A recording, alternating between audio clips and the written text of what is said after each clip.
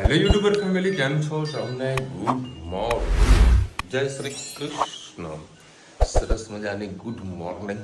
વાતાવરણ મિત્ર હા સુપર અલગ્રાન્ટ છે. સવારે વહેલા ઉઠવાની મજા પણ કંઈક અલગ જ છે. મેં છૂટકે વહેલા ઉઠવાનું આમ થઈ જાય છે.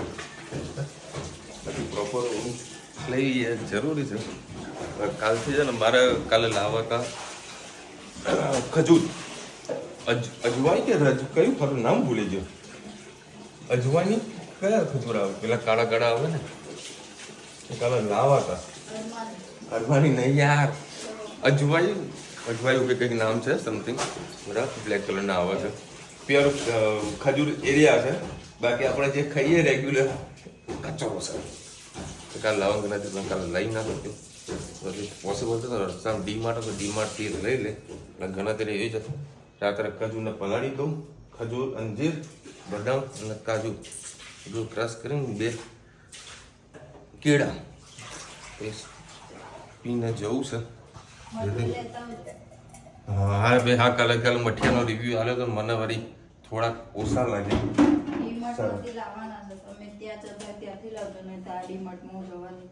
ડીમાર્ટ તું લાવજો. જો ત્યાં આજે કદાચ જરૂર પહોંચીશું તો લેતો હોઈશ. મને મઠિયા થોડાક ઓછા અનુકૂળ આવ્યા. બાકી મઠિયા ખાઈએ તો આજુબાજુ સ્વાદ આવો જોઈએ. શું કર્યું? ખજૂર, બદામ, મખાણા, કાજુ, વાહ, મધ, હા હા હા, ગ્રાઇન્ડ, પીસી દેવાનું. આ બધું પીસી લઈશું આપણે.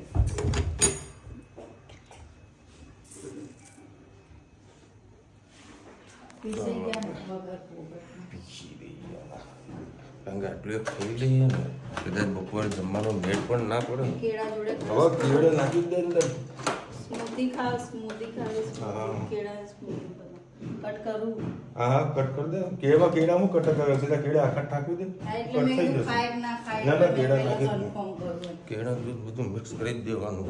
બપોરે કદાચ ખાવાનો મેળ ના પડે તો આમાંથી રાહત થઈ જાય, બધી તકલીફ ના પડે.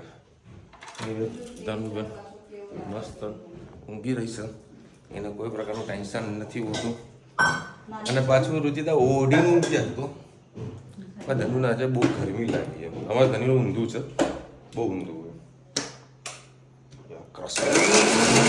આજે આપણે બનાવીશું મખાના અને કેળાની મિક્સ ડ્રાયફ્રૂટમાં સ્મૂથી બનાવીશું. એના માટે મેં 1 કપ દૂધ લઈ લીધું છે. મેં ગરમ કરી દીધું, એમાં થોડી સાકર એડ કરી દીધી. હવે એને ઠંડુ કરવા મૂકી દીધું છે. બાઉલ લઈશું, બાઉલમાં આપણે એડ કરીશું થોડા મખાણા મેં રોસ્ટ કરી લીધા છે.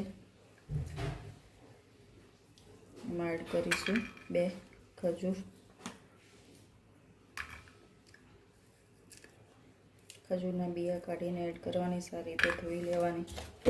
કે ઘણા ખજૂરનો પાવડર ફોર્મમાં આવતો હોય છે પાવડર, એટલે 2 કાજુ, 2 બદામ એડ કરીશું.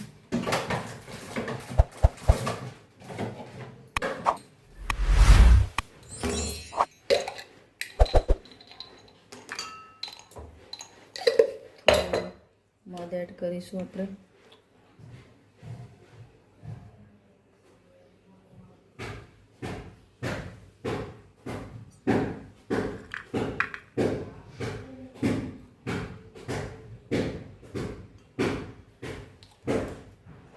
થોડી ઇલચી એટલે મેં ખાંડનો પાવડર બનાવી દીધું છે, એડ કરીશું.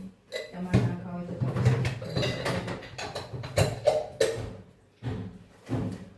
આપણે એડ નથી કરતા, એમ જ બનાવીશું. કેમ કે ખજૂર પણ એનું ગળ્યો ભાગ પકડશે અને મીઠાશ પણ રહેશે. પછી વધારે ગળ્યું થઈ જશે. થોડી વાર આમાં ગરમ દૂધ એડ કરી દઈએ.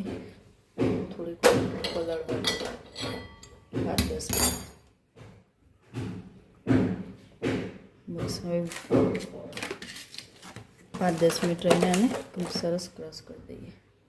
આમાં દૂધ કેળા પણ એડ કરી શકાય છે. તમારે કરવા હોય તો, ઉપરથી ખાવા હોય તો પણ ખાઈ શકાય છે. પીસી લઈશું આપણે.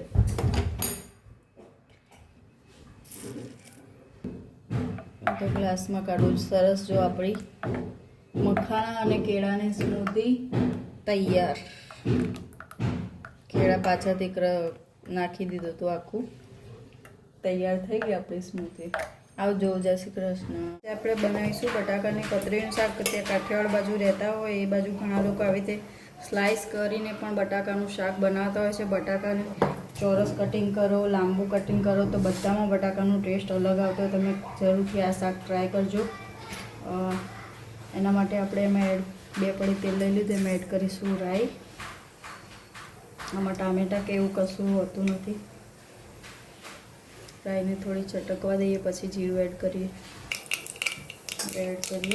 જીરું. બસ હવે જે બટાકાની સ્લાઇસ કરી એડ કરી દઈએ. ગરમી બેનને ખાવાનું છે. હમણાંની બહુ તીખું કંઈ ખાતી નથી. તીખું લાગે છે એટલે આપણે છેલ્લે મરચું બફાઈ ગયા પછી, શાક થઈ ગયા પછી મરચું એડ કરીશું. એટલે આપણે અત્યારે હળદર અને ધાણા જીરું જ એડ કરીશું.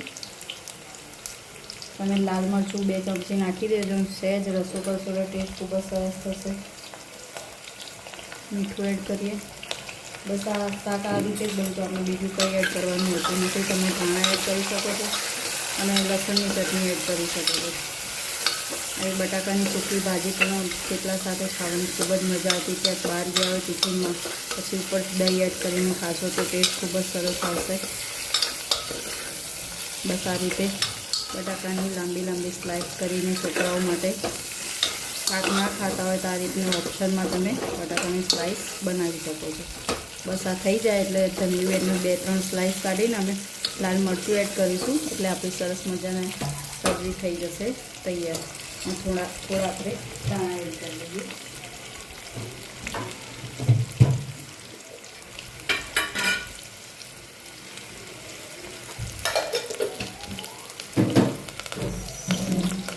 પાણી એડ કરી દઈએ.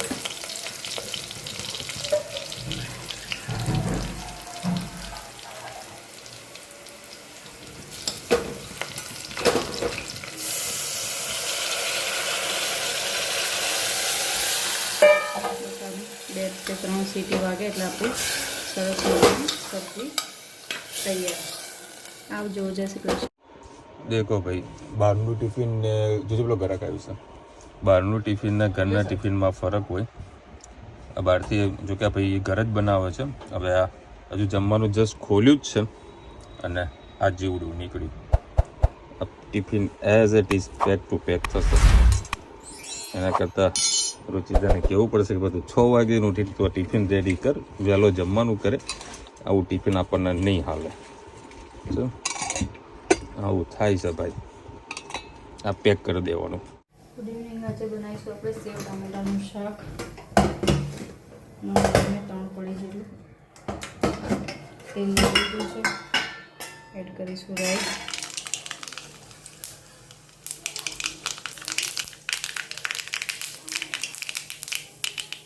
જીરું, સહેજ હિંગ,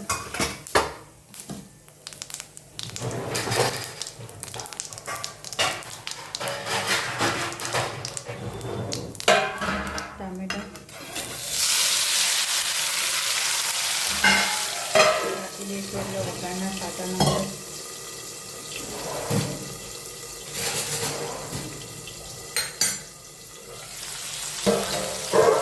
હવે એમાં જ આપણે મસાલા કરી દઈશું. રૂટી, ધાણા જીરું,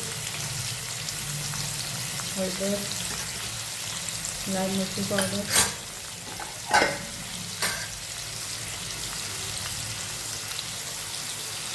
મીઠું,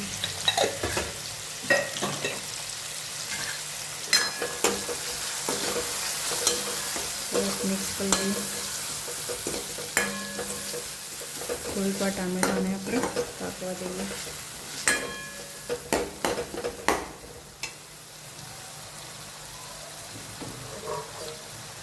રાખીને જ પાકવા સરસ પાકશે.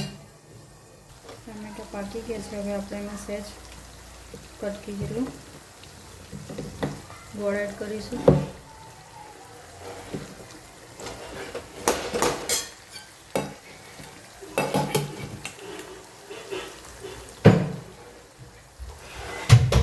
દાણા એડ કરીશું.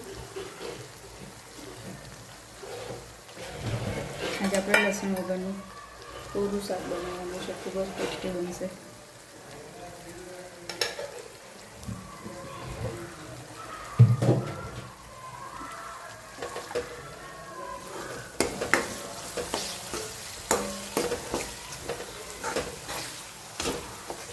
બસ આ વિશાલ આવે એટલે આમાં ગરમ ગરમ થોડું અડધો ગ્લાસ એટલું પાણી એડ કરીને સેવ એડ કરી દઈશું એટલે આપણું સેવ ટામેટાનું સરસ શાક તૈયાર થઈ જશે. આજે મરચું અમારું બહુ તીખું આવી ગયું છે એટલે આજે મેં મરચું ઓછું જ એડ કર્યું છે. લસણની ચટણી પણ એડ નથી કરી અને ડુંગળી પણ એડ નથી કરી. બસ પ્રોટીન હળદર મસાલા જે આવે છે એ જ એડ કર્યા છે. ખૂબ જ ટેસ્ટી શાક બનશે. બસ આપણું સેવ ટામેટાનું શાક તૈયાર. આવજો. જય શ્રી કૃષ્ણ. ચાલો ભાઈ 11:15 વાગ્યા છે. હા, ગરમા ગરમ કંઈક સુગંધ આવી રહી છે. હું બનાવી સેવ ટામેટા.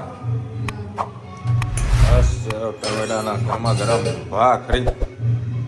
લેતા આવો સેવ અત્યારે સોસાયટીમાં સરસ મજાના ગરબાનું આયોજન છે.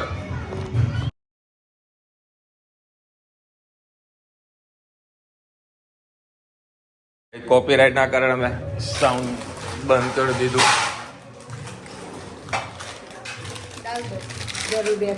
જરૂરિયાત પ્રમાણે.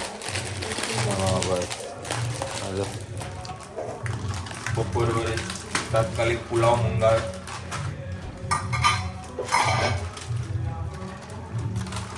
તાત્કાલિક પુલાવ મંગાવી તો ખાધું. ટિફિન વાળો કંઈક વિશાલ તો અમારી સાથે પહેલી વખત આવ્યું છે. દુકાન તારે બધી વાત હતી. મને છે ને થોડું ચેર બહુ ગમતું ને શું કેવી રીતે. કાલે રુચિને ખાસ બધી દવાઓ ઘરની અંદર નાખી હતી. ડબ્બી લાવી છું. હા, એટલે આપણે બધી નાખી. શામાં? હા, સરસ કહેવાય. દવા નાખી છે તો પછી નથી જવાનું. ના, દવા કાલે ચાલુ કરે તેમ ફરતા હોય ખબર. એક મસ્ત નાની ડબ્બી લાવી. ક્યાં લાવી? 30-40 બસ 30-40 ડબ્બી હતી.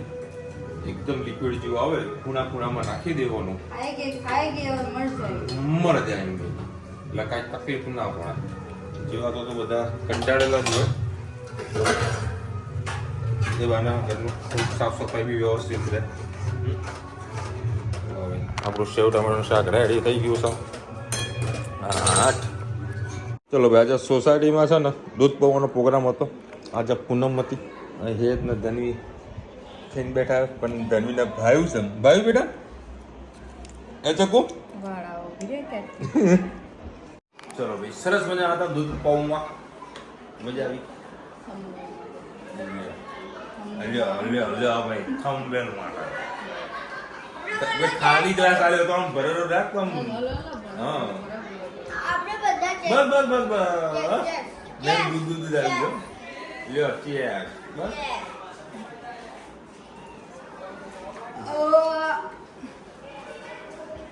ઓડકાર હતું મઠિયાનું.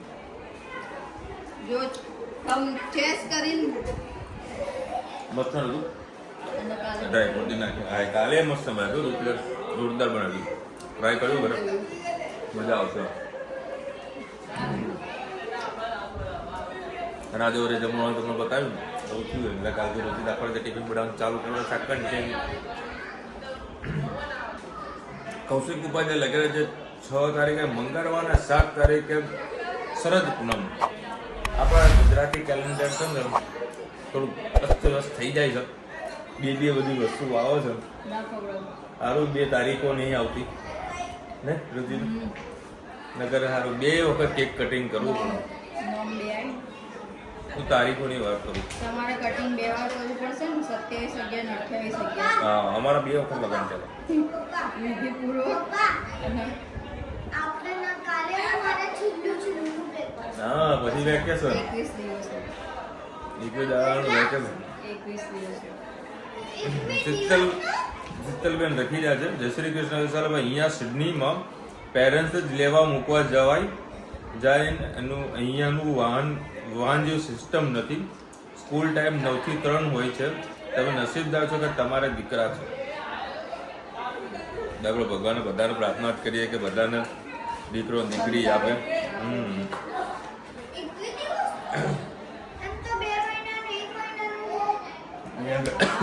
ઇન્ડિયામાં બધી ટકાની સગવડો છે, પણ મને અમુકને દેખાય, અમુકને ના પણ દેખાય. બાકી સગવડોનો પૂરેપૂરું ઉપયોગ કરવો એ જરૂરી છે.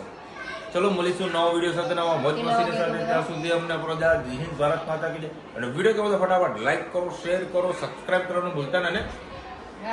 રાધે રાધે. 12 વાગ્યા એમ હજુ અડધો તો હજુ એડિટિંગ કરી, હજુ પૂરા ઊંઘી, હજુ તો ગરબાનો પ્રોગ્રામ ચાલુ. આજે 12 જલ્દી વાગે. હા ગરબા હોય ને ટાઈમ જતો રહે ખબર ના પડે. બરાબર. વહેલા સર ઉઠીને પાછું અમદાવાદ જવાનું છે. અને મઠિયા હતા બનાવ્યા હતા, સવારે મજા આવી મઠિયા ખાવાની ઘરમાં ગરમ.